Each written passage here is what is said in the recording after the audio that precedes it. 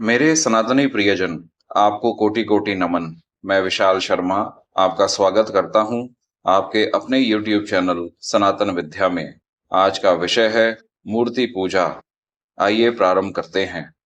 श्रद्धा का यह स्वभाव है कि वह अपने श्रद्धास्पद को अपनी सभी प्रिय वस्तुओं को समर्पण कराती है। जीव के प्रिय अनंत विषयों का समावेश शब्द, स्पर्श, रूप, रस और गंध इन पांच विषयों में ही हो जाता है। क्योंकि भोग की साधन पांच ज्ञानेंद्रियां हैं, अतः भोग के विषय भी पांच ही हो सकते हैं, छह, सात, आठ, नौ नहीं। अतः श्रद्धावान जीव अपने श्रद्धास्पद ईश्वर को धूप के रूप में गंध को, दीप के रूप को, नैवेद्य यानी भोग के रूप में रस को, चंद्रमाला के रूप में स्पर्श को, घंटा नाद तथा प्रार्थना आदि के रूप में शब्द विषय को समर्पित करता है। शब्दांतर में इस प्रकार भी कहा जा सकता है कि प्रेम का यह स्वभाव होता है कि वह प्रेमी द्वारा प्रेमास्पद को सब कुछ समर्पित कराना चाहता है, परंतु संसार की अनंत वस्तुओं का समर्पण कैसे हो, यह एक प्रश्न उठता है।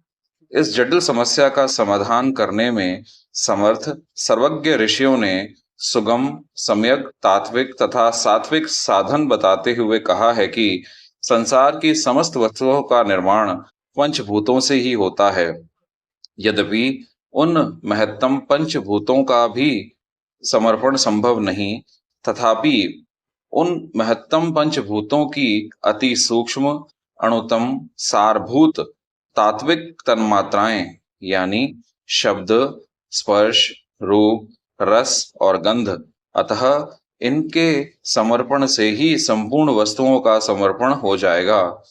इसके लिए ही ऋषियों ने धूप के रूप में गंध, दीप के रूप में रूप, नैवेद्य के रूप में रस, चंदन, माला आदि के रूप में स्पर्श तथा घंटा नाद तथा प्रार्थना के रूप में शब्दांतर मात्रा के समर्पण का विधान किया है। साधना की दृष्टि से विचार किया जाए तो यह कहना पड़ेगा कि सम्यक इंद्रियां संयम के बिना साधना सफल नहीं होती। गीता के अनुसार प्रत्येक इंद्रिय का विषय में राग व्यवस्थित है, इसलिए इंद्रियों का विषयों की तरफ दौड़ना बहुत ज्यादा स्वाभाविक है। इससे बचने का एकमात्र समुचित उपाय यही है कि इंद्रियों के सम्मुख निकृष्ट पतन कारक राजस और तामस विषयों की जगह उत्कृष्ट उत्थान कारक सात्विक विषय उपस्थित किए जाएं। इसी साधना विज्ञान के आधार पर नाक के संयम के लिए भगवान के सम्मुख धूप जलाकर सुगंध उत्पन्न करते हैं, नेत्रेंद्रिया के संयम के लिए भगवान के मुखारविंद आदि कमनीय अंगों पर बार बार दीप घुमाकर मनोहर रूप दिखाते हैं, रसेंद्रियों के संयम के लिए नैवेद्य अर्पण करते हैं, त्वचा इंद्रियों के संयम के लिए चंदन और माला अर्पण करते हैं, श्रुतेंद्रियां के संयम के लिए मधुर शब्दों में मंत्र, श्लोक, कविता आदि का गान करते हैं। बाहर के गंदे गीत बलात् कान में प्रवेश ना कर सकें, इसके लिए घंटा, घड़ियाल बजाते हैं। इस प्रकार पूजा करके भगवत प्रसाद के रूप में चंदन लगाकर, माला पहनकर, पुष्प धूप सूंघकर, नैवेद्य ग्रहण कर तथा इंद्रिय और अंतःकरण की स्वच्छता रूप प्रसन्नता को प्राप्त कर दुखों से विनिर्मुक्त हो जाते हैं। आइए अब जानते हैं चरणामृत पान का लाभ।